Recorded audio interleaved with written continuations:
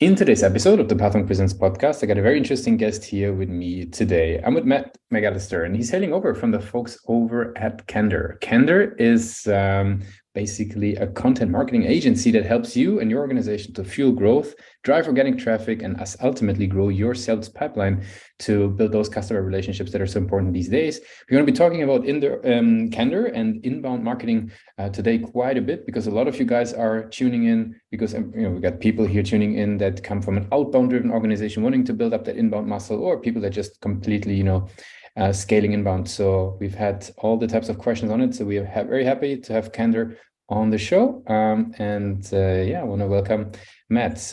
Welcome to Pathmonk. Yeah, hi Lucas. Thanks for having me. Sure. So maybe give people an idea about Candor. What are you guys all about?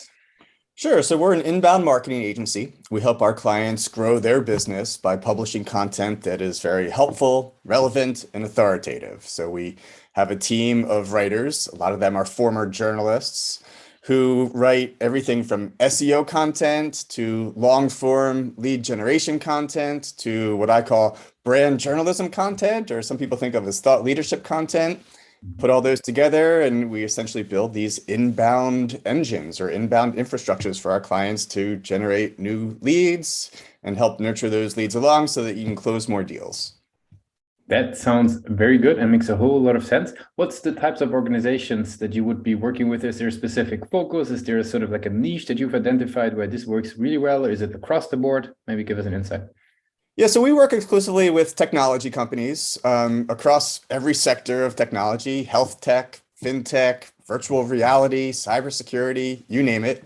A lot of B2B companies, but we're finding that our services apply pretty well to B2C companies as well, especially if they're selling fairly high ticket items. But yeah, definitely a focus on the tech sector.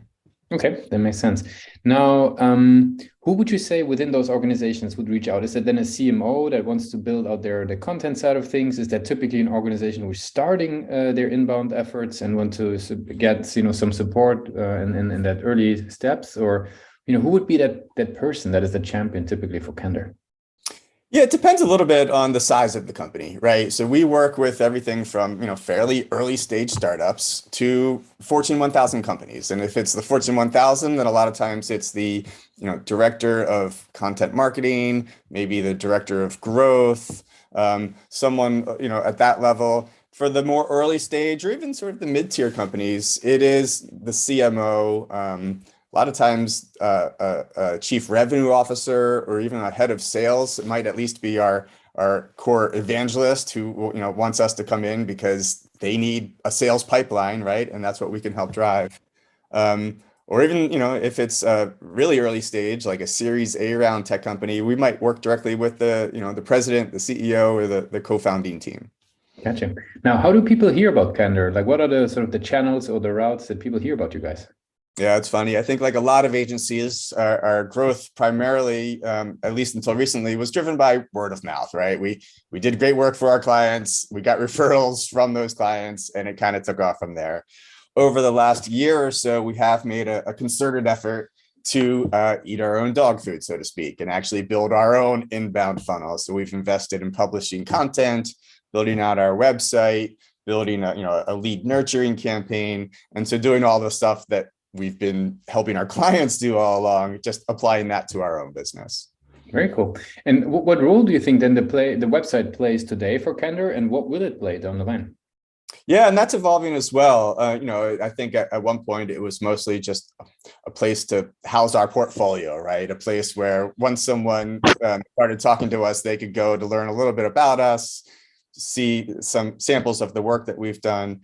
But also we've invested there too in trying to build out like specific solutions pages for a lot of the verticals we serve, publishing, blog content on a more regular basis. We're actually about to come out with an ebook on best practices around inbound marketing. So again, doing the stuff that we do for our clients and trying to drive inbound traffic and inbound leads that way. Gotcha. Makes sense.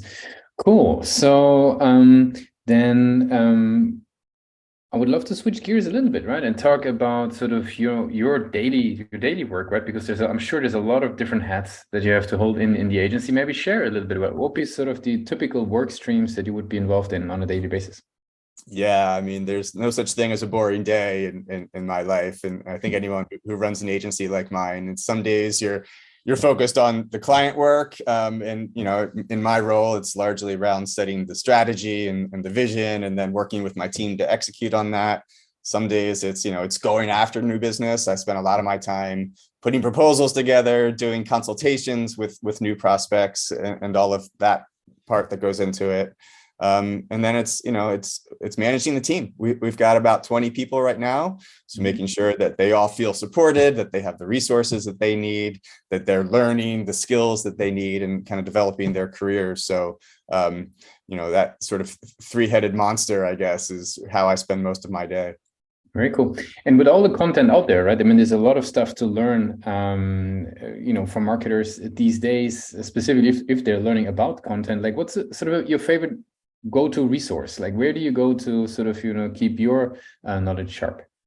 Yeah, I mean, I try and read as much as possible. So I read a lot of the industry trade publications, just like, around SEO, around inbound marketing, digital marketing. I follow a lot of people on Twitter, so I'll spend at least 20 minutes a day or so just on Twitter, and end up finding a lot of interesting articles that way. Couple of Slack channels that I belong to that are important within the industry, and a lot of a good community of people who are sharing thoughts and ideas. So I get my information from a bunch of different sources, but trying to stay on top of it every day, and just do spending a little bit of time each day trying to learn something new. Very cool. You mentioned learning something new. I mean, you guys have been posting, early on sort of, ChatGPT and how marketers can use it and how marketers can use AI in general, right, for the process. Yeah. How do you see sort of what's the role, or what's sort of the mindset that marketers should take on these days when it comes to AI tools? What's sort of the stance that you guys take? Maybe share a little bit your perspective and on AI and marketing.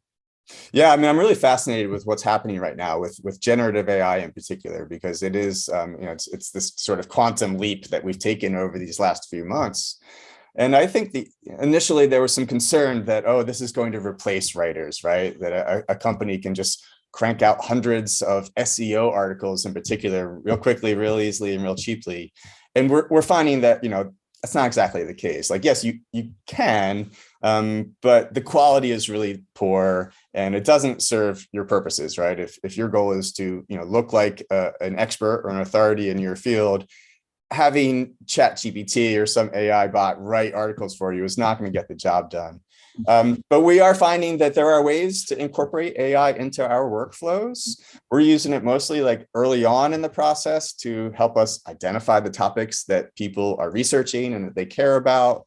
We're using it to help write like creative briefs for a lot of the articles that we're going to develop, or even in some cases like a rough initial outline for those articles. Mm-hmm. And then have an actual writer take it from there, of course, which saves us quite a bit of time. That might save you up to an hour or so in putting that initial outline together and letting giving the writer a really good jumping off point. So we're still experimenting, still trying to figure out the best way to incorporate it into our process, but pretty excited about what it's been able to do for us so far. Very cool. Very, very insightful. And as we slowly but surely sort of approaching the end of the interview, I'd love to throw some rapid fire questions at you. Are you ready for them? Let's do it. What is the last book that you read, or the last podcast you listened to? I just finished a book about Vietnam, actually. It's the book that accompanied the Ken Burns documentary that came out a few years ago, which was like an 18-hour documentary. So the book itself is also a bit of a monster, but it's chock full of great stories and helps put that conflict into pretty interesting perspective. What's one single thing that your company is focused on the most at the moment? I would say hiring. So we're looking for talented writers, and we have a fairly high bar for the writers that we do bring on. I mentioned a lot of them are journalists. I like the sort of style of research and interviewing and even like narrative storytelling that a journalist brings to the type of content we're doing. So we're a little bit picky, but we're definitely on the search for new talent. If there would be no boundaries in tech and you have a magic wand, what's the one single thing that you would fix for your role as a marketer? Ooh, I think as marketers these days, we're being held to a higher standard in terms of affecting revenue, right? And I think that a large part of why we've been successful is that we can map our services back to specific outcomes, specifically to revenue. And so if there was, a way to do that across the board for every user that comes in and the entire customer journey, and we knew exactly how much revenue that person created rather than trying to patch it together with specific certain technologies or whatever, that would be a great tool to have in our hat. Very cool. And the very last question would be, if today would be your very first day working on Candor, what's the one advice you would give yourself for that journey?